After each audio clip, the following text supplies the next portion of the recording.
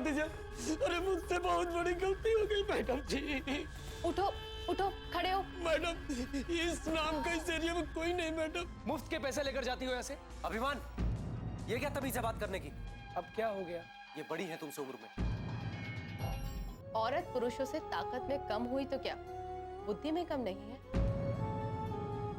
जब एक औरत पत्नी बनकर, माँ बनकर घर संभाल सकती है तो फिर इंस्पेक्टर बनकर थाना क्यों नहीं संभाल सकती?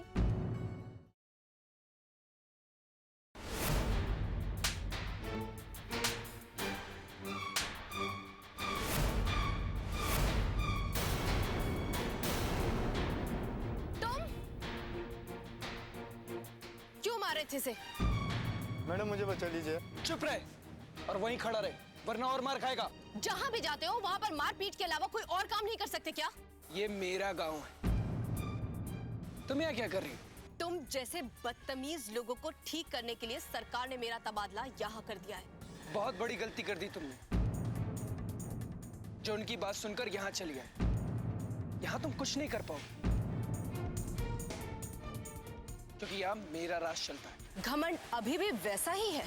ये अभिमान का अभिमान है, यहाँ कोई मुझे हाथ भी नहीं लगा सकता।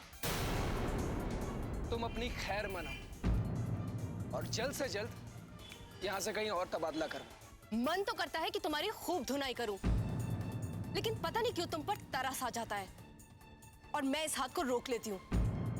एक बात समझ नहीं आती मुझे, इतने अच्छे खानदान से ताल्लुक रखते हो तुम, फिर भी इतनी घटिया हरकतें क्यों करते हो? कभी सोचा है तुमने तुम्हारी माँ पर क्या बीतती होगी? कितना दुख होता होगा उन्हें तुम्हारी इन हरकतों से? माँ के बारे में सोचने के लिए वक्त किसके पास है? और भी बहुत जरूरी काम करने होते। जरूरी काम जैसे कमजोर और लाचार लोगों को धमकाना, उन्हें मारना पीटना, धोखे से या डराकर उनकी जमीनें हड़प लेना, यही जरूरी काम है ना तुम्हारे? कौन है जो हमारे पोते के साथ इस तरह बदतमीजी से बात कर रहा है?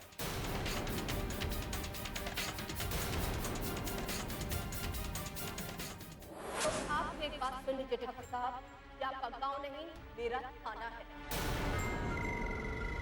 और यहाँ पर वही होता है जो कानून के हिसाब से सही होता है।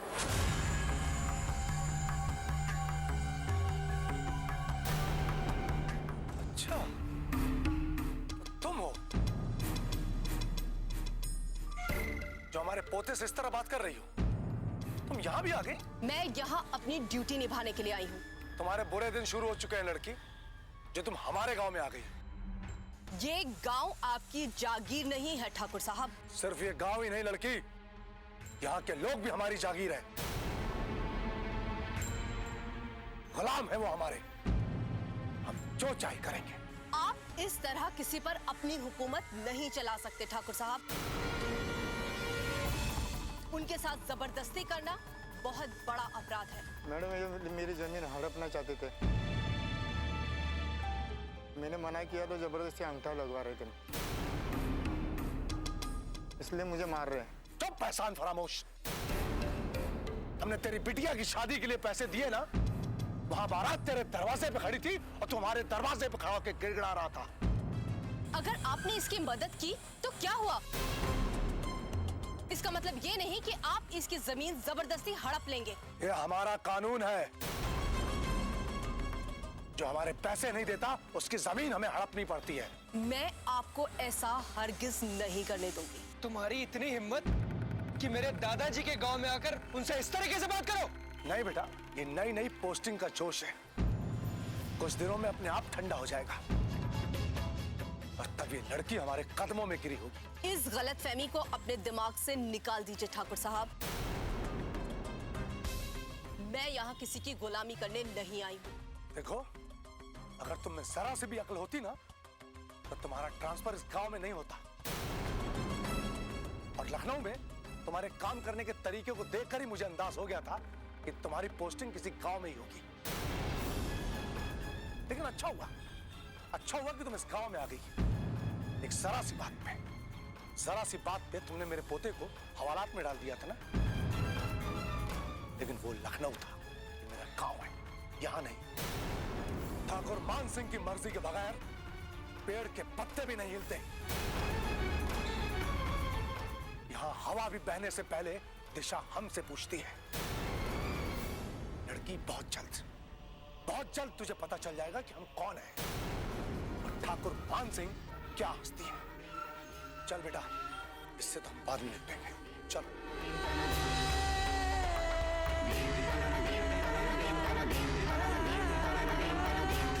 बहुत जल्द आपको भी पता चल जाएगा ठाकुर साहब कि मैं क्या हूं और कौन। डॉक्टर साहब, देखिए ना मेरी बच्ची को क्या हो गया है। अचानक इसकी तबीयत बिगड़ गई है। इसे बचा लीजिए डॉक्टर साहब, इसे बचा लीजिए। देखिए, आप घबराइए मत, मैं इसे देख रही हूँ ना। नर्स, तुमने इनको इंजेक्शन लगाया? नहीं मैडम। क्यों नहीं लगाया? लगाओ ना। जी। ये बच तो जाएगी डॉक्टर साहब। आप कौन? ये हमारे जमाई जी हैं। बिन बिटिया आंगन सोना।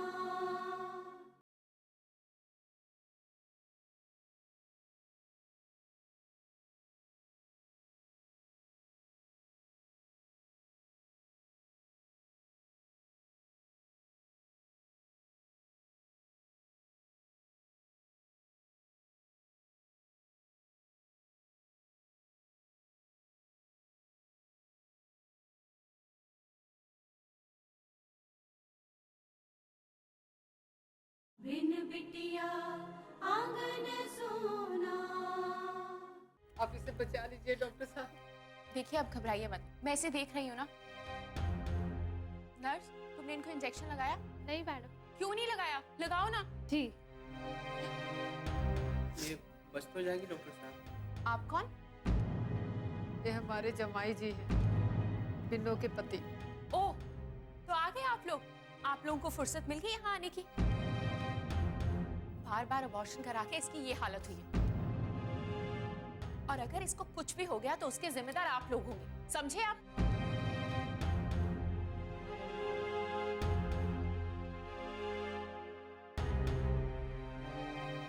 डॉक्टर देखिए इसे क्या हो रहा है। My God. Nurse, electrical shock का प्रबंध करो जल्दी।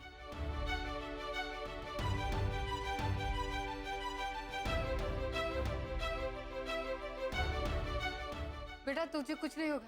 डॉक्टर देखिए ना मेरी बेटी को क्या हो रहा है।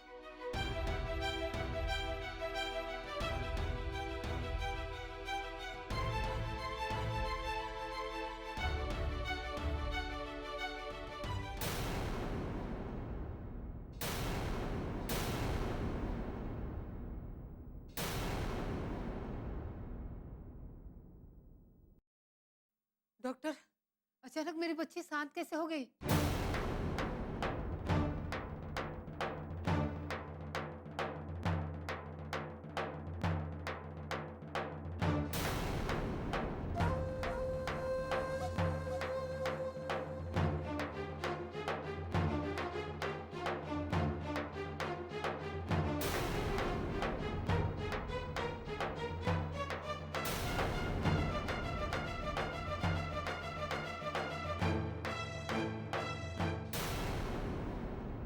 डॉक्टर, क्या हुआ मेरी बच्ची को?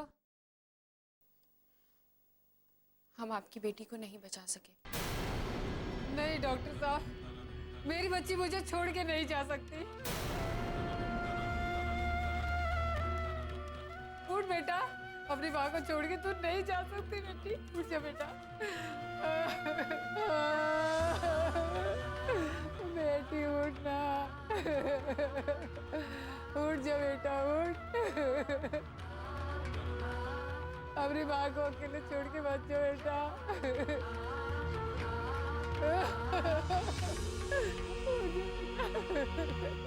देखा आप लोगों ने, आप लोगों की वजह से ही मर गई। अपने घर के वारिस को पाने के लिए आपने अपनी घर की बहू को मार दिया।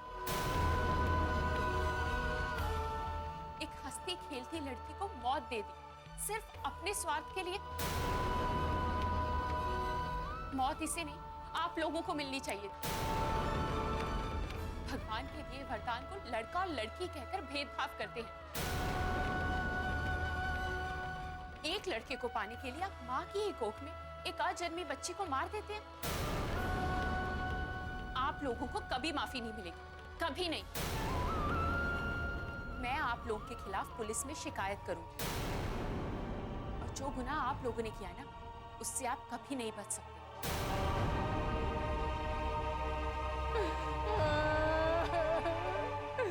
बेटी उठना।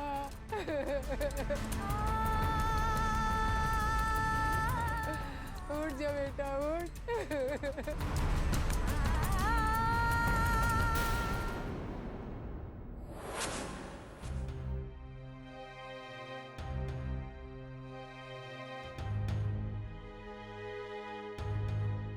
क्या हुआ लक्ष्मी?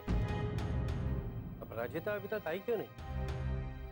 ना वो आई है ना उसने फोन किया है बाबूजी। पता नहीं उस मरीज का क्या हुआ होगा, बच्ची भी होगी या नहीं। ऐसा मत सोचो, सब अच्छा होगा। बाबूजी जब अपराजिता घर से निकली थी तो बहुत परेशान थी। अगर उस लड़की को कुछ हो गया तो पता नहीं वो संभाल पाएगी कि नहीं। डॉक्टर तो बन गई अपराजिता, मगर अपनी भावनाओं को काबू में करना अभी तक नहीं आया। यही तो बात है ना बाबूजी, वो अपने मरीजों को लेकर बहुत ज्यादा चिंता में आ जाती है। यही तो उसकी सबसे बड़ी खास बात है कि वो किसी को भी सिर्फ मरीज नहीं समझती, उसे इंसान समझती है, अपना समझती है, और इसीलिए उसके मरीज बहुत जल्दी अच्छे हो जाते हैं। और मुझे उम्मीद है कि वो लड़की भी अच्छी हो जाएगी। काश आपकी कही हुई बात सच हो जाए बाबूजी, क्योंकि जिस तरह से अपराजिता बता रही थी ना, उस लड़की का हाल, मतलब शरीर से काफी खून बह चुका था। और पता नहीं जब अपराजिता आएगी ना तभी कुछ पता चलेगा कि उसका क्या हाल हुआ।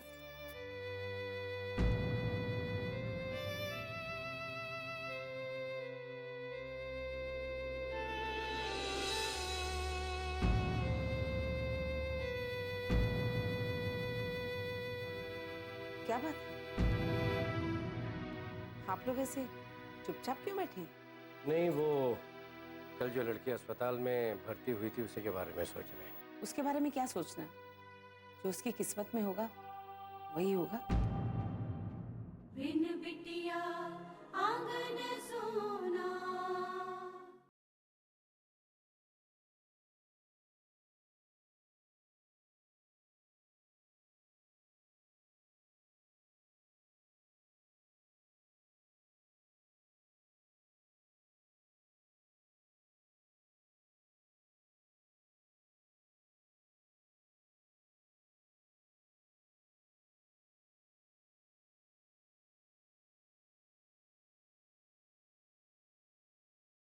बिन बिटिया आंगन सोना। आप लोग ऐसे चुपचाप क्यों बैठे? नहीं, वो कल जो लड़की अस्पताल में भर्ती हुई थी उसी के बारे में सोच रहे हैं। उसके बारे में क्या सोचना? जो उसकी किस्मत में होगा वही होगा। वक्त कितना गुजर गया, लेकिन लोगों की सोच नहीं बदली। अब भी लड़कियों पर कितना जुल्म होता है। समाज को बदलना इतना आसान नहीं है जितना आप दोनों समझते हैं। और अब अपराजिता वो भी इसी राह पर चल पड़ी। अरे लड़कियों का काम है शादी करके अपना घर बसाए। वसुंधरा, तुम भी ना कहाँ की बात कहाँ ले जाते। सच बात सुनना किसी को अच्छा नहीं लगता। अरे भूल गए क्या आप? इतनी मुश्किल से पल्लवी का ब्याह हुआ था। बड़े बुजुर्ग सही कह गए हैं, एक बार लड़की की शादी की उम्र निकल जाए ना तो अच्छा घर और वर मिलना बहुत मुश्किल है। नहीं वसुंधरा, अब ऐसा कोई नहीं सोचता। ये सब बीते जमाने की बातें।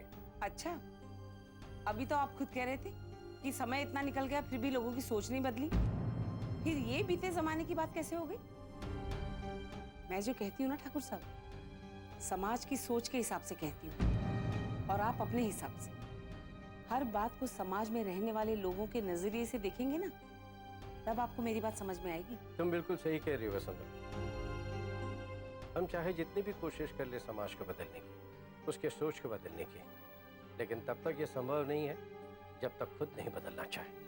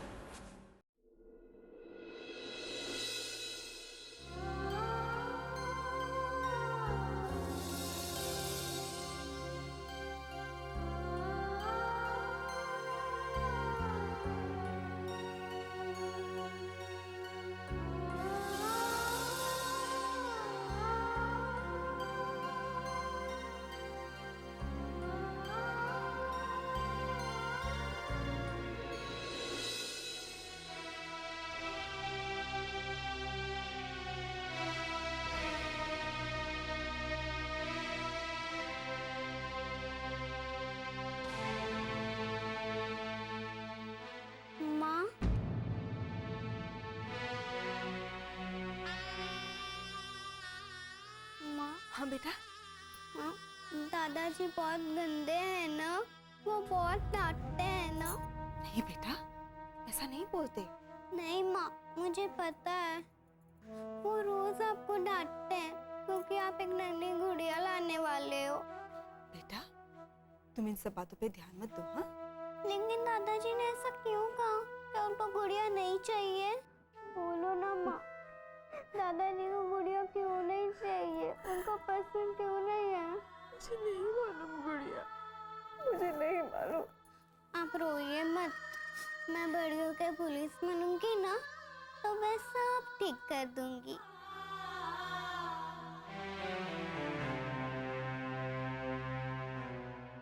मत रोइए माँ, मत रोइए। नहीं रोऊंगी।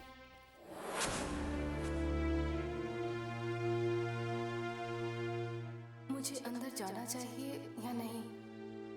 लेकिन जब तक अंदर जाऊंगी नहीं, माँ पापा से कैसे मिलूंगी? एक बार मैं माँ को देखना चाहती हूँ, मुझे अंदर जाना ही होगा।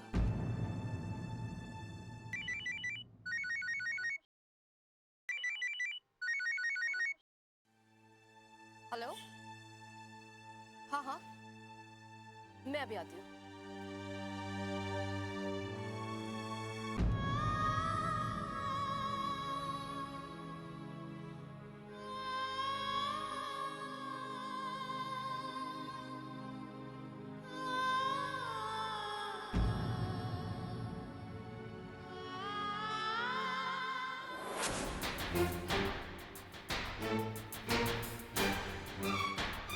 Excuse me? Yes? वो एक लड़की का केस आया था ना आपके हॉस्पिटल में, जिसके ससुराल वालों ने उससे बहुत प्रताड़ित किया था। जी हाँ, उनकी तो थोड़ी देर पहले डेथ हो गई। ओह, इसलिए तो डॉक्टर साहब ने आपको फोन किया था। कहाँ है डॉक्टर? जी मैं बुला लाती हूँ। वो आई डॉक्टर साहब। आप? हाँ, अभी अभी मेरा बिजौलिया गांव में ट्रांसफर हुआ है। बिचौलिया गांव में? हाँ। और आप? मैंने अभी अभी ये हॉस्पिटल ज्वाइन किया। बादलपुर मेरा गांव है। बिन बिटिया आंगन सोना।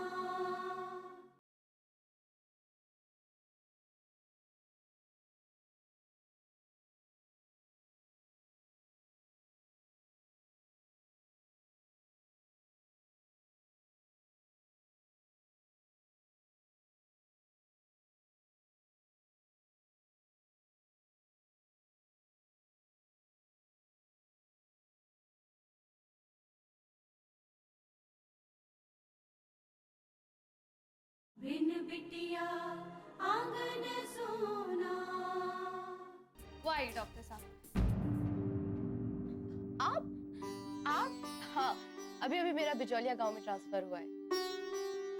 बिचौलिया गांव में? हाँ। और आप? मैंने अभी अभी ये हॉस्पिटल ज्वाइन किया। बादलपुर मेरा गांव है। ओह, मैंने आपको उस लड़की के लिए फोन किया था। हाँ, क्या हुआ था?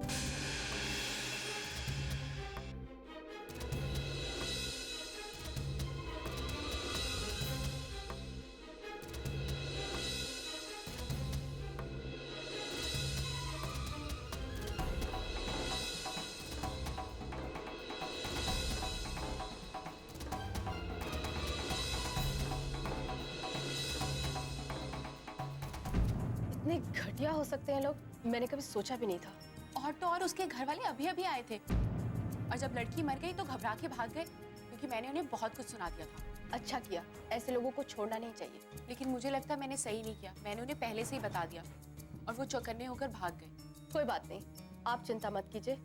वो अगर पाताल में भी छुपे होंगे ना, तो मैं उन्हें ढूंढ निकालूंगी और इस गुनाह की सख्त से सख्त सजा दिलवाऊंगी। मैं भी यही चाहती हूँ कि ऐसे लोगों को कड़ी से कड़ी सजा मिले, ताकि दूसरे लोगों के लिए सबक बन सके।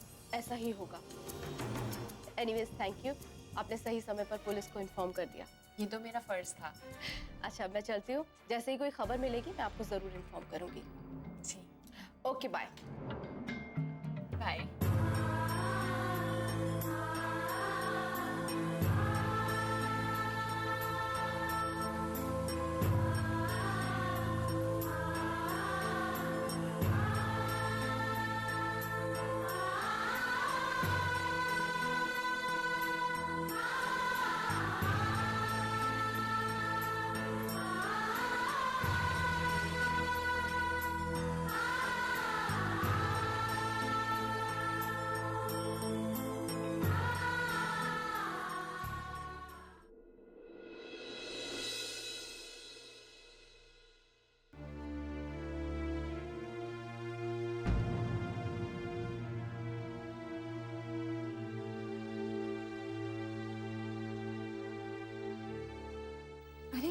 गई तो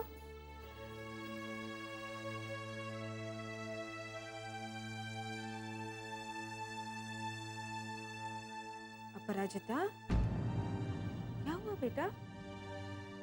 वो लड़की ठीक तो है? माँ, मैं उसे बचा नहीं पाई। लड़की पर आई है, दूसरे घर से आई है, अपना खून नहीं है। इसका मतलब ये तो नहीं कि उसके लिए उनके दिल में जरा भी दया ना हो। हे भगवान, जिस बात का मुझे शक था वही हुआ। ये सब अपराजिता कर रही है। आप आज ही हॉस्पिटल चलिए और मैं आपका पूरा चेकअप करवा देती हूँ। मैं अच्छी तरह जानती हूँ मुझे क्या हुआ है और किसकी वजह से हुआ। ऐसे जाने कितने जख्म तुमने बिन्नों को दिए उसकी बच्चियों को मारकर, तब आंसू नहीं निकले तुम्हारे? हाँ?